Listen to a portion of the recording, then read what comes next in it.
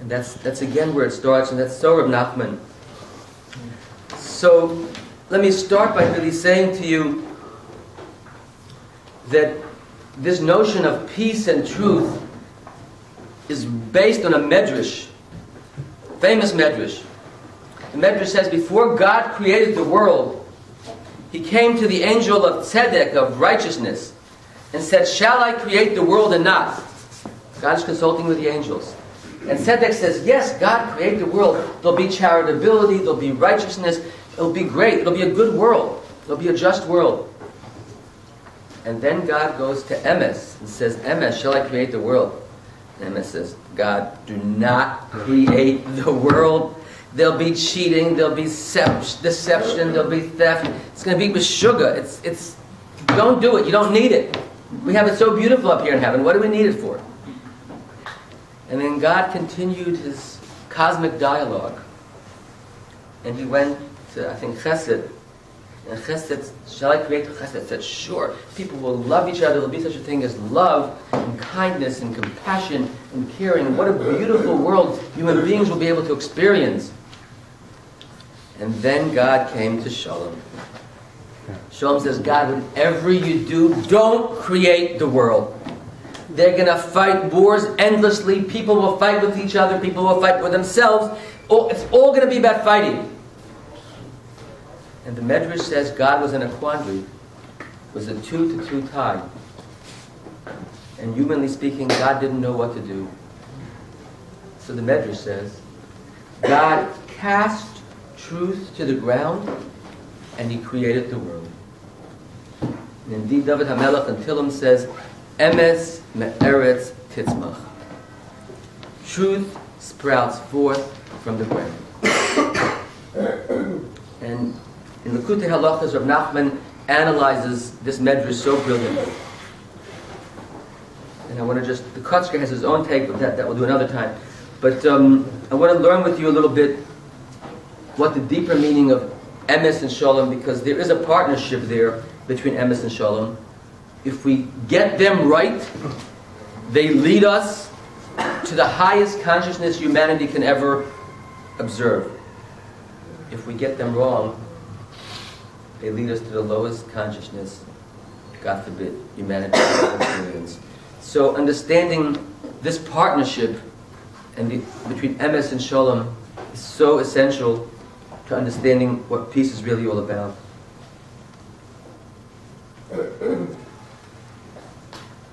Sometimes you see the Emes and Shalom come together in life, and those are heavenly moments. And you see the truth, and you see the harmony and the unity of it, and it's a beautiful sight. But sometimes the truth, what Nachman says, is not so easily discernible. And sometimes your truth is not my truth. We don't all see truth the same way, and hence what do you get? Fighting. You're not in partnership, right? You get war. Nachman says, first of all, why is that so?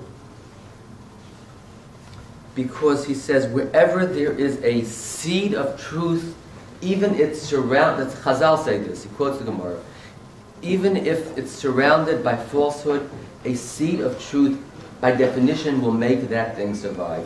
Anything that lives in this world must have some seed of truth in it somehow, for it to be able to survive. Many times they do it for political reasons. You know that. Spin doctors do it all the time. They take one little piece of truth and they try to push their ideology, their philosophy, or they find a little bit of truth, and people get confused. And both sides do it. You know, let's be fair about it. That's the world we live in. It's the world we live in. So it is hard to find the truth. And understanding psychologically where fighting comes from, Rabbi Nachman says, is because the Emes and Shalom are interrelated, and to find the real Emes is so challenging, it's so difficult.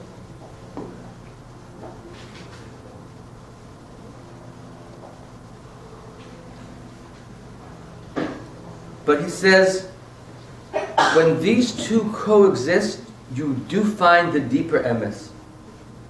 And he has a few suggestions how to get the two to coexist. Emes and Shalom. First of all, he quotes the Mishnah in Pirkei Avos. She'ili molei moira shal malchus harei ish es re'ehu balaho.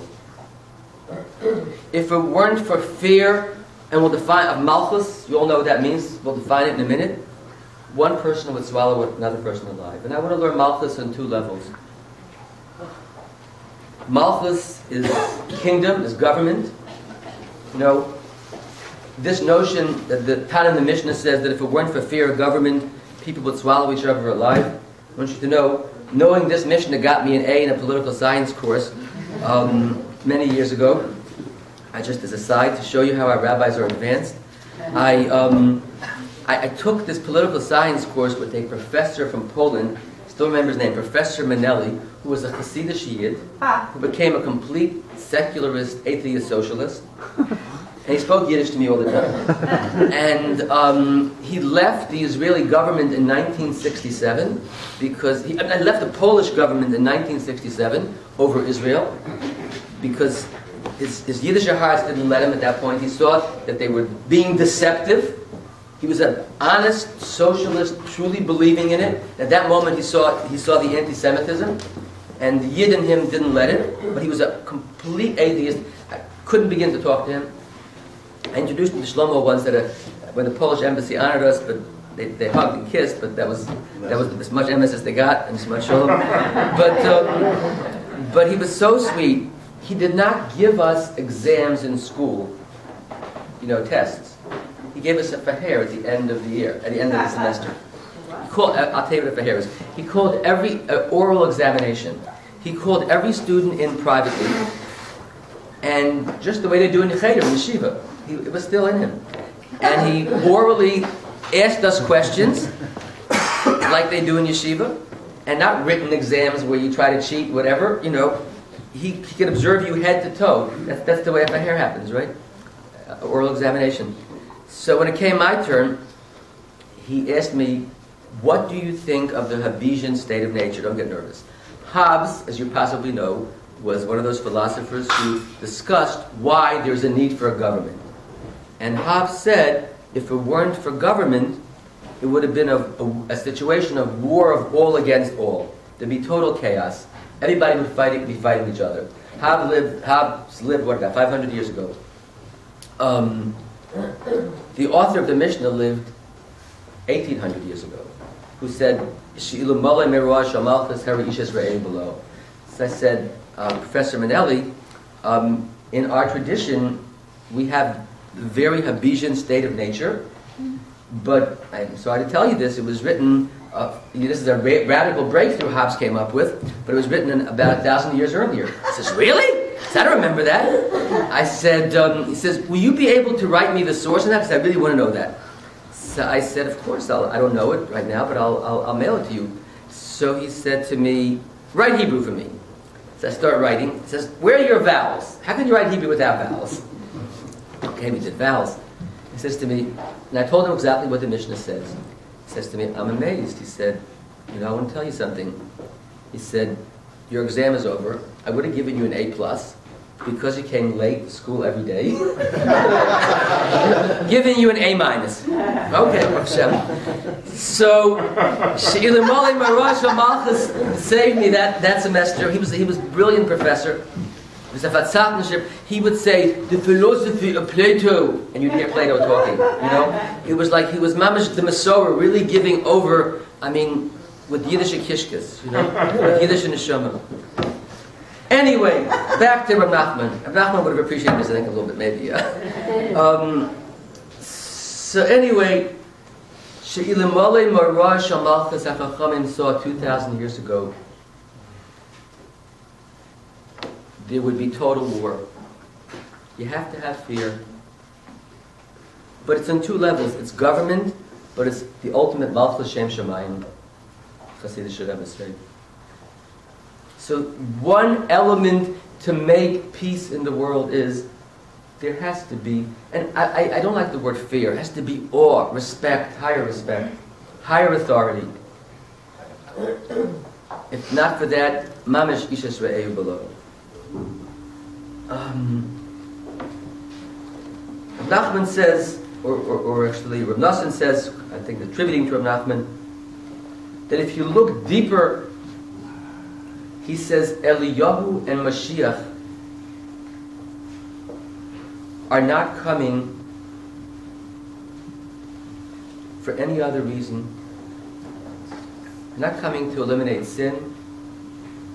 They're not coming to even clean the world so much. They're coming for one reason, to make peace. And we have to have that. Good to see you. We have to have that consciousness always pointing ahead of us. That there's an ultimate fix that's waiting. I grew up in Baltimore, and there was a sweet rabbi, Rabbi Taub, and it was a Hasidic shtibel. He said something so beautifully. He said, you can ask all the questions in the world. I don't want to ask questions. You just have to know that you know the answer first. And he says it's in our davening. First we say Ein Kolokenu, and then we can ask Mi Kolokenu. So we have to. This mamash, I heard this Torah as a 6-year-old. Translate. Oh, thank you. Okay, we said when we sing the Ein Kolokenu song, we say Ein Kolokenu, who is like our God. No, we say there's no one like our God. I'm sorry, I'm translating it wrong. Ein Kolokenu, there's no one like our God, and then we say Mi Kolokenu, who's like our God. It should go the other way around, right? First you ask who's like God, and then the answer is, hey, there's no one like our God, right? But Rabbi Powell told me, I forgot, I made that, he was, I'll talk more about him tonight in a different context. I don't want to go off right now. But, because he fits into what I want to say later. But you have to know the answer first. You have to know that Mashiach is coming, that there is an end, there is peace. You have to have that in front of you every second, Rav Nachman says, to really make peace. And again, it's faith. You have to say it, to believe it, to really carry it through, to really implement it.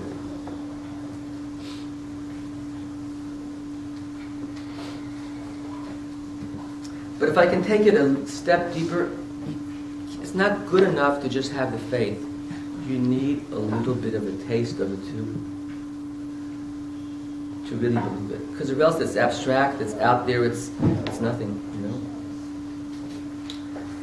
So Reb Nachman says you have to create tools to taste that world a little bit. And no one gave us that taste like our Rebbe Reb Shlomo. And I'm going to go right into the thick of it, heavy into political war, to show you Reb Shlomo, not the political scientist, but Reb Shlomo the Rebbe in the world of politics. I'll give you two stories to show you how he tried implementing Reb Nachman's vision. He said after the 6-Day War, he was begging Israeli government officials. He said, you have an army to fight war. That's great. We need that. We need to win the war. And we won it. God blessed us. But now you need another army. You need an army to make peace. He said, and I have an army for peace. He said, I want you to give me 5,000 airline tickets. I want to bring 5,000 holy hippalach. He says, we're going to dance to every Arab house with music and song. We're going to go to their weddings. And we'll give them a taste of peace. We're still going to have a lot of things to have to work out. It's not so simple. Not just la-la. But he said, Shlomo was the biggest hawk I ever knew in my life, and the biggest peacenik. That's another question, another time. But that's a little bit related to this. So maybe I'll talk a little bit about it. But the clock is ticking also. Anyway, but oh, you guys are still on that level, great. God bless you. Okay, but let me make it fast because I know I'm taking. Let me go fast. Anyway, Reb Shlomo was the greatest man of peace. But I'll tell you my own personal experience with him. I'm going to offend right and left right now, so get ready, guys. I'm going to make real peace. Since I'm on the subject, let me spend 2 minutes on it. I was driving with him in the 80s. Hold on tight, right-wingers, okay? And left-wingers, both of you, because you're each going to be offended. We were driving in the 80s, and I said to him, Shlomo, hold on tight. What would be so gefährlich? This is in the 80s. Okay, I had these views in the 70s. I'll really be honest. What would be so gefährlich if we give the Palestinians a little shtetl, and they put their weapons down, and after 5 years, we'll make peace. And that's what the peace process then was, not as naive as it is now. It was a 5-year period. They would put their weapons down, and they would become mentioned. And I said, what would be so gefährlich? I'll never forget this. I was doing 80 miles an hour on a BQE. He put his finger on the button on the passenger side of the car, and he said, Sammy, I don't think I could be in the same car with you. You know, he said, you don't get it, you have no understanding. Now, in the same breath, this is the same Shlomo Carlebach that when he would go into an Israeli prison, would not start singing till you all know the story, you've heard it I'm sure, until every prisoner, Jew and Arab, would join. Once there was a Munich prisoner present, and she would, from the Munich terrorists, and she would not join. Reb Shlomo sat there for 2 hours and didn't move. She joined. He later taught Reb Nachman. She translated into Arabic. He was the ultimate idealist, the highest visionary, but the highest pragmatist. It's an impossible consciousness. That's what the world needs right now. It needs a Reb Nachman kind of peace. I remember he told us, he said that when Menachem Begin came to Israel, he saw one of Menachem, and this is again Reb Nachman. When Menachem Begin came to Israel, not Menachem Begin, you guys aren't listening to me. Sadat, now someone's listening. When Sadat came to Israel, he said that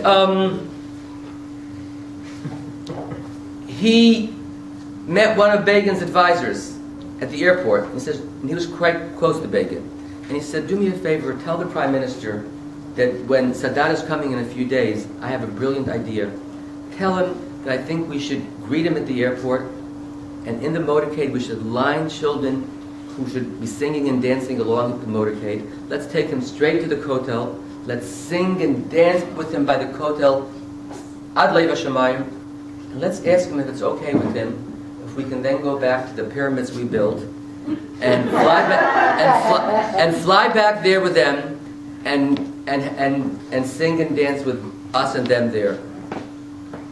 And the advisor, as you can imagine any political advisor would do, gave Shlomo one look, and you're sure that that was repeated a second later to himself. I'm never repeating this again. But the sad truth is, Shlomo said, a few months later, he met Menachem Begin. And he says, perchance did your advisor ever tell you what my suggestion was, what you should do when Sadat came? He says, no, what suggestion, what advisor? Shlomo told him, and he said he swore, Menachem Begin said, what a chaval you didn't tell me. He says, that would have been such an introduction to a peace process. You need to do all the talking, do it later. And I forgot to end the story. Shlomo said, yes, talk peace, work through the details. He wasn't just a la-la idealist, naive person. But first experience the peace. First let it stir in your soul. Let's see what the potential can reach. Imagine all the media, Walter Cronkite, Eric Severside, all those guys living back then, Gesundheit, all those guys living back then, with all the media focusing in on a Mashiach moment.